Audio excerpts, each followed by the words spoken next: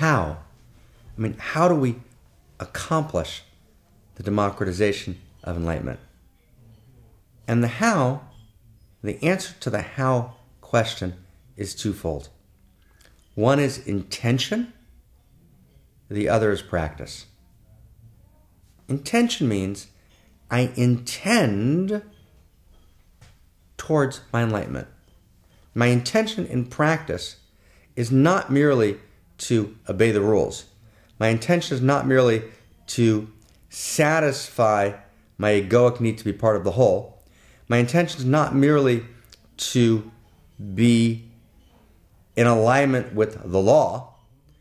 My intention is to realize the true nature of my identity and to have my goodness, my virtue, my love, my passion and compassion emerge naturally, spontaneously, organically from my true essence. That I'm actually commanded by my essence. And the command of my essence, the invitation of my essence, the eros of my essence, is far more powerful and transformative than any externally imposed command. So the beginning of the how question is I set my intention towards my enlightenment. But not my enlightenment in the kind of narcissistic, narrow way, the kind of pursuit after a kind of spiritual materialism, but rather I set my intention, right, in love to realize my true nature, right, for the sake of the all. So to actually set that intention, to actually live in a larger context, right, to live in a cosmocentric consciousness, right, in which I experience myself as part of the all. I experience the very impulse of evolution moving through me. I experience myself in this large evolutionary context, and I begin to identify with that evolutionary imperative, that evolutionary impulse that lives in me. And I align with that evolutionary imperative.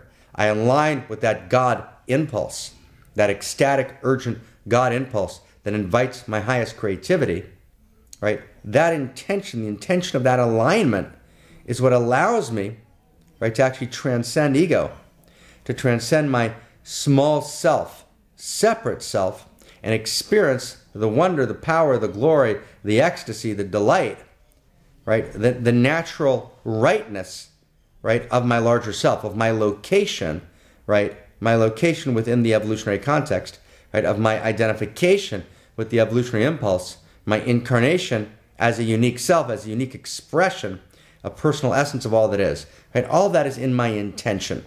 It's in the setting of the intention. Intention is everything. Intentionality, my kavanah, right? Where I'm trying to go, that's the whole story. You know, one of the translations, one of the 4 different meanings of the Hebrew word Torah, which means something like the Tao, right? The teaching, right, is yoreh, which means the intended trajectory, right? Where I intend to go, right? What my conscious intention is, right? And the clarifying of my unconscious intention, right? The deconstructing of my shadow, the integration of my shadow, which then allows for the clarifying and expression of my conscious intention, but that's half the story. So that's the first part of the how. The second part of the how is then to do the practices, to actually make some form of wisdom practice or spiritual practice or consciousness practice an essential part of my life.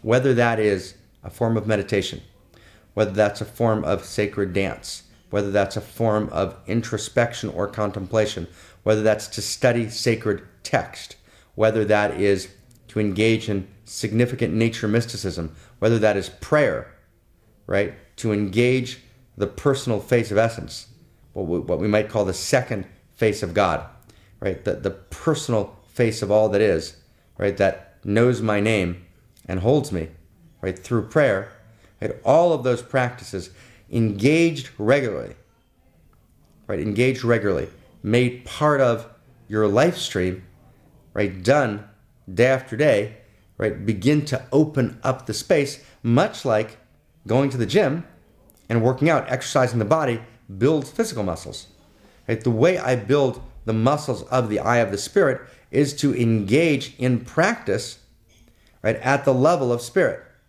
So at the body level, we call that the gross realm. Not gross as in yucky, but gross as in the physical, incarnate realm. Then the next realm is the subtle realm, which is no less real, which is the realm of subtle energies.